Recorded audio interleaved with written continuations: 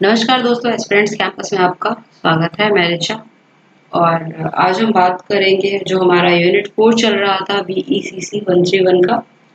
तो उसके कुछ एप्लीकेशंस हैं। हालांकि ये उतना इम्पोर्टेंट टॉपिक नहीं है, बट फिर भी आप अगर इकोनॉमिक्स पढ़ रहे हैं और बुक्स वगैरह हम अगर कंप्लीट कर रहे हैं तो ठीक है, इसको शॉर्ट में एक बार समझ लेंगे। मतलब उतना डीपली नहीं जाएंगे इस टॉपिक में, कि ज़्यादा इम्पोर्टेंट नहीं है ये, बट फिर भी आप अपनी नॉलेज के लिए जानिए इसको। और अगर बाई चांस आ जाता है कुछ एग्जाम में लिखने के लिए तो आप इस पे लिख सकते हैं। चलिए फिर देखते हैं एप्लीकेशंस क्या है। Rationing and the allocation of square goods. ठीक है, अब रेशनिंग क्या होता है?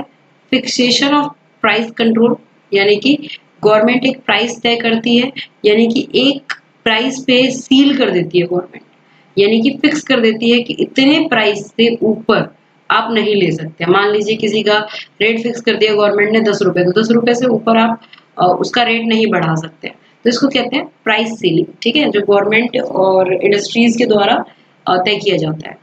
ठीक है, तो उसी को यहाँ पे दिया है। Rationing implies fixation of price control. Price control means that a ceiling has been imposed on prices of such commodities as are covered under the price control measures. तो ऐसी commodities जो कि price control measures के अंदर आती है। ठीक है, fixation of ceiling on prices का मतलब क्या है? Means that the free operation of forces of demand and supply is not being permitted. ठीक है, तो यहाँ पे हम देखेंगे कि अगर प्राइस सील कर दिया जाएगा तो क्या क्या प्रॉब्लम्स आ सकती हैं, या फिर क्या क्या चीजें हो सकती हैं। पहला, हायर देन इक्विलिब्रियम प्राइस। अगर प्राइस सील किया जाएगा, यानी कि ये हमारा मान लीजिए इक्विलिब्रियम प्राइस है, तो इससे अगर हाई पे यानी कि के पे अगर प्राइस तय किया गया तो क्या होगा?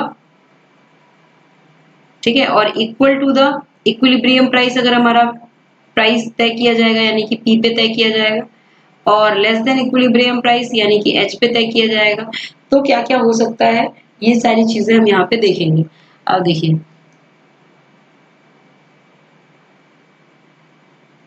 पहले आपने क्या किया, इक्विलिब्रियम पॉइंट जो था पी वो बनाया, उसके बाद वहां से सप्लाई कर्व गया और फिर डिमांड कर्व आया।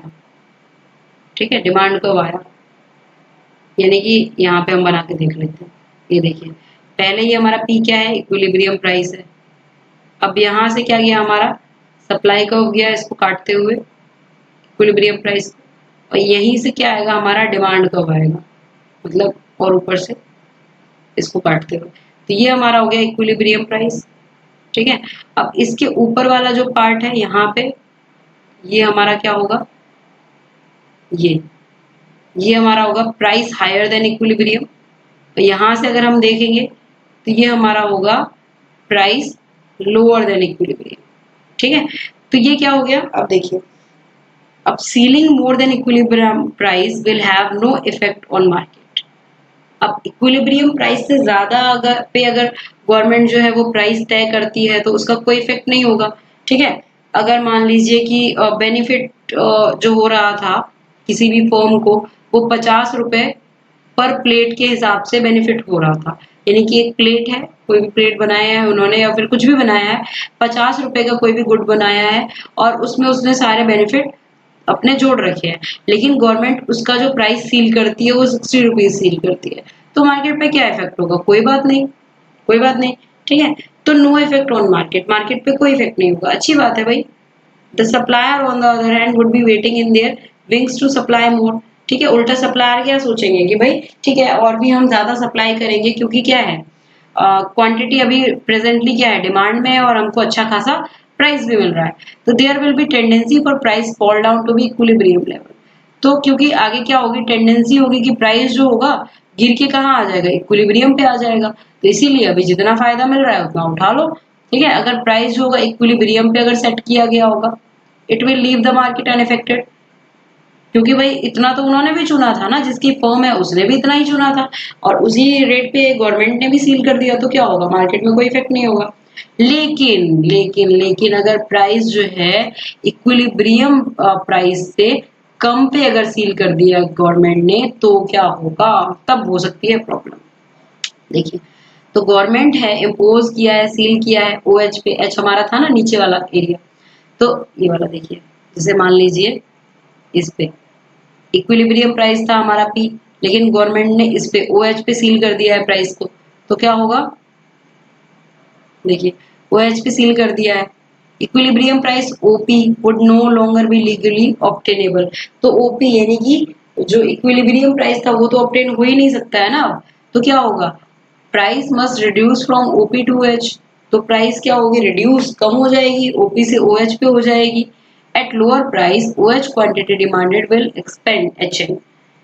तो जब प्राइस कम हो जाएगी और किसी भी फर्म को जो है वो बेनिफिट नहीं मिलेगा, तो क्या होगा, क्या होगा, मार्केट में क्या आ जाएगा, शॉर्टेज आ जाएगा। ठीक है, a shortage of this commodity will emerge. ठीक है, this shortage being represented by line segment LN। तो ये जो है, ये शॉर्टेज जो है, ये वही वाला शॉर्टेज आया हुआ है मार्केट में, ये वही वाला शॉर्टेज आया हुआ है मार्केट में जिसकी यहाँ पे हम बात कर रहे थे।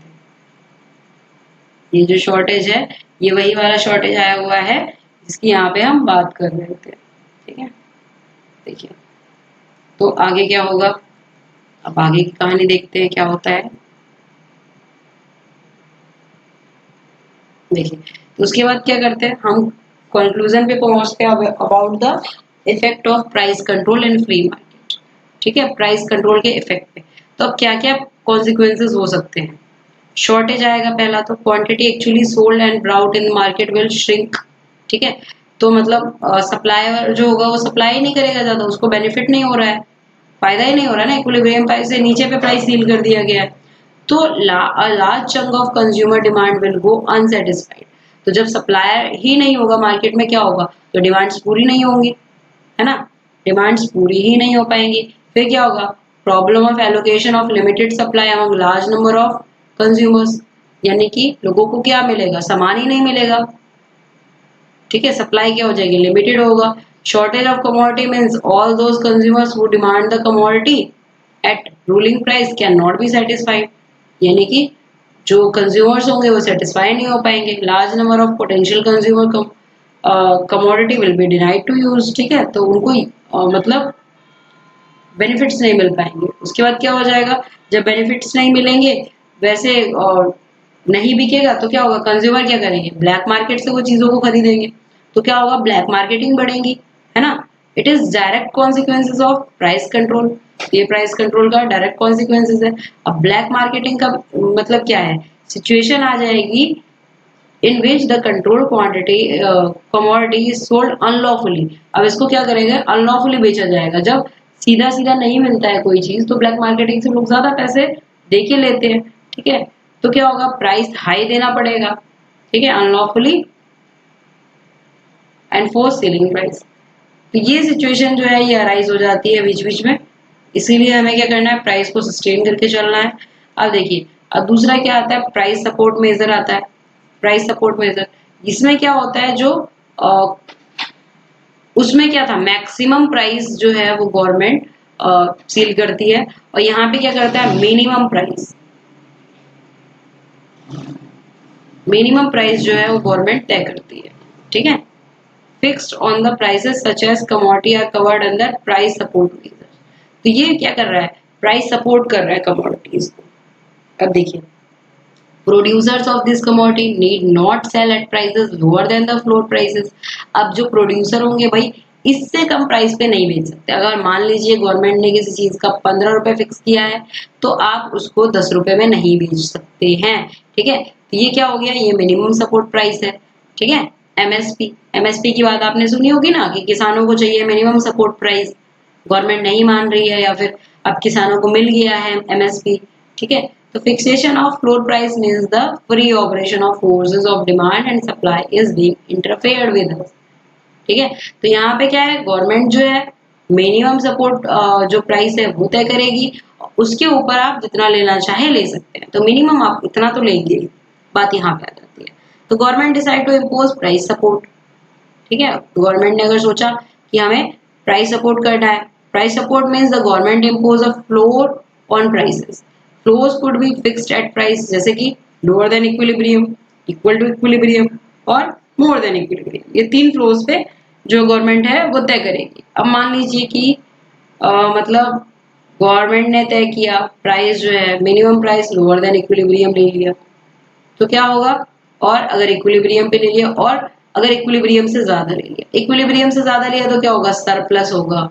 ठीक है, सबसे ज्यादा लोग क्या सोचेंगे कि हम यहाँ पे अब जो है यहाँ पे इक्विलिब्रियम से ज्यादा तो मिनिमम सपोर्ट प्राइस है, इससे ज्यादा उनको और पैसा मिल सकता है, वो और ज्यादा इससे ज्यादा ले सकते हैं मतलब पैसा। तो क्या करेंगे वो, सप्लाई जो है उनका बढ़ जाएगा क्योंकि उनको क्या हो रहा है, प्रॉफिट बहुत ज्यादा हो रहा है। इक्विलिब्रियम पे रहेगा तो अनअफेक्टेड रहेगा, लेस देन इक्विलिब्रियम रहेगा तो उतना कुछ खास जो है इफेक्ट नहीं पड़ेगा। ठीक है, अब देख लीजिए यहाँ पे floor price lower than equilibrium, less than equilibrium होगा तो कोई इफेक्ट नहीं होगा मार्केट पे, इक्वल टू इक्विलिब्रियम होगा तो क्या होगा, मार्केट अनअफेक्टेड रहेगा। हायर देन इक्विलिब्रियम क्या होगा, तो क्या होगा, सरप्लस होगा, सरप्लस मिलेगा। ठीक है ना, सप्लाई जो होगा वो किस में रहेगा, सरप्लस में रहेगा।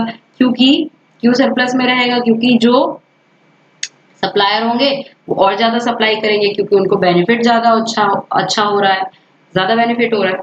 तो ये जो है ये बेनिफिट्स है। अब देखिए क्या क्या कॉन्सिक्वेंसेस होंगे प्राइस सपोर्ट के। पहला क्या है, सरप्लस में रहेगा, दूसरा क्या है, बफर स्टॉक, तीसरा क्या है, सब्सिडीज मिलेंगी। तो देखिए the quantity actually bought and supplied will shrink as the direct consequences of price support.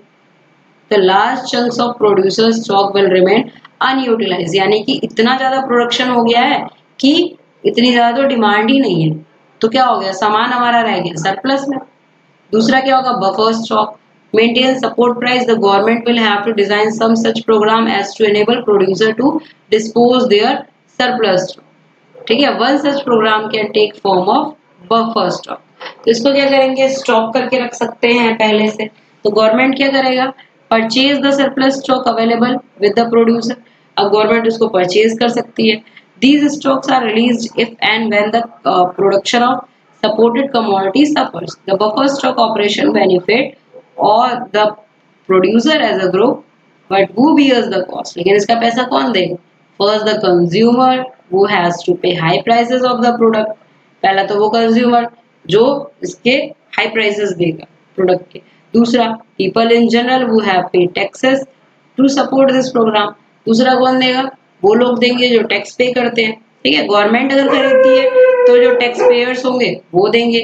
ठीक है, अगर गवर्नमेंट नहीं खरीदती है तो कौन देगा, लोग क्या करेंगे, जमाखोरी कर लेंगे, बफर स्टॉक। ठीक है, उसके बाद क्या होता है, subsidies to offset the loss of consumer, the government may undertake the subsidise product. तो कंज्यूमर का अगर लॉस होगा तो क्या होगा, सब्सिडाइज प्रोडक्ट लेके आएगी गवर्नमेंट। जैसे गवर्नमेंट क्या देती है, सब्सिडी देती है। ठीक है, by subsidy we mean that government purchases the product at support price. तो गवर्नमेंट क्या करेगी, सपोर्ट प्राइस पे प्रोडक्ट को खरीद लेगी और उस प्रोडक्ट को बेच देगी कंज्यूमर को। ठीक है, जितना प्राइस पे उन्होंने मतलब खरीदा है या तो उसी प्राइस पे बेचेगी या उससे कम प्राइस पे दे देगी, कुछ पैसा अपनी जेब से लगा के, तो उसको कहते हैं सब्सिडीज। ठीक है, the different between cost price is born of the government. ठीक है, उसके बाद आता है मिनिमम वेज लेजिस्लेशन।